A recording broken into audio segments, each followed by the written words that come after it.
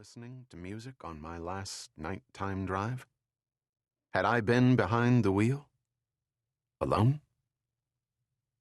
Of course, I had to pay a vehicle storage fee, $600-some. I used a credit card that my keepers had been considerate enough to leave in my wallet while they'd safeguarded it for me.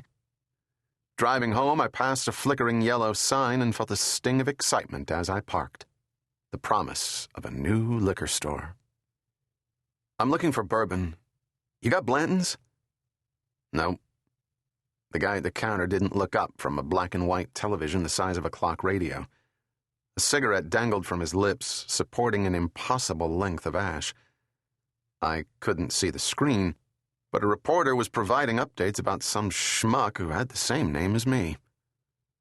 "Knob Creek?" I asked. He shook his head. "Makers?" His eyes pulled over to me, snagged for a beat. "Jack Daniels." I could have pointed out that Jack Daniels is Tennessee sour mash, not bourbon, but I figured that my first stand back in the world should be over something of greater consequence. Box wine, maybe. "Single barrel?"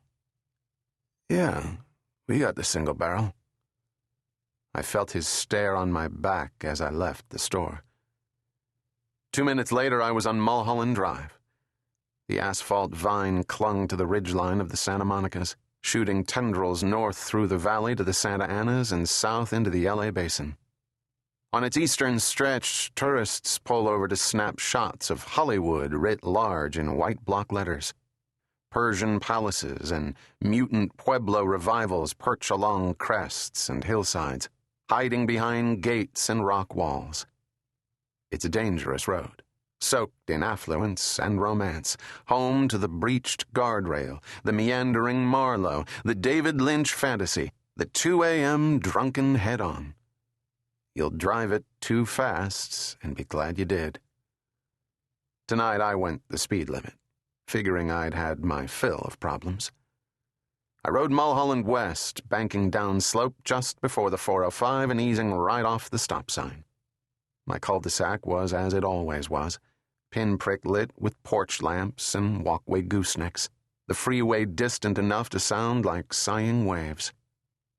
My house was unlit, but I paused to recognize its contours. Despite my absence, it looked the same. Richard Neutra on a budget. Steel, glass, and concrete rise of intersecting planes and right angles that came together nicely but fell short of elegant. After my third book deal, I'd begged, borrowed, and borrowed to catch the lip of the ever-receding tide that is LA's real estate market. I'd paid too much, but the million-dollar view tacked on to the abrupt backyard consoled me in that. If I couldn't afford it before the trial, I sure as hell couldn't now. There were no news crews camped on my front lawn. No paparazzi hiding in seedy cars. No Geraldo Rivera in camo gear and full mustache ready to pounce. I pulled into the garage, plucked the jar from the cup holder and the brown paper bag from the back seat, and headed inside. It felt odd to be carrying so little after so long.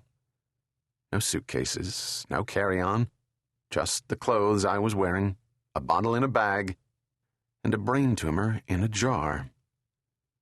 I'd been gone 4 months, but the familiarity was undiminished.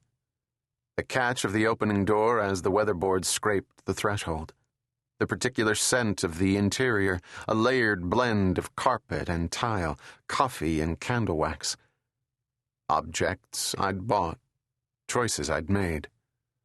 The emotion rising through my chest broke the instant the door closed behind me.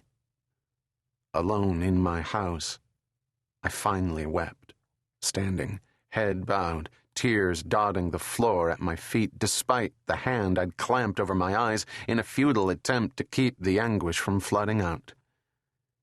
I don't know how long I stood there shuddering, but when I removed my hand, the overhead light made me squint. I trudged through my kitchen with its stainless appliances and teak cabinets, through the entryway with its repetitive war halls that even I'd tired of long ago, past the wide staircase.